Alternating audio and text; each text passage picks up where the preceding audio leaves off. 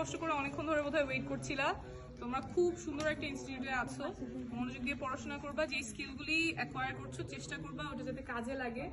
তোমাদের ম্যাডামরা যেমন অনেক কম্প্যাশন অনেক এমপ্যাথি নিয়ে কাজ করেন, তোমরা ওইটা সবসময় ধারণ করবা। যেহেতু তোমরা রোগী সেবায় নিয়োজিত হবা, ওই জিনিসটা খুব ইম্পর্টেন্ট হবে। তুমি যদি কম্প্যাশনেট থাকো তাহলে ওটা তোমার রোগীও বুঝতে পারবে। অ্যান্ড দেয়ার ইজ এভিডেন্স যে তুমি যদি বিশ্বাস করো তোমার রোগী ভালো হবে, তখন রোগীর ভালো হওয়ার চান্সেস বেশি হয়।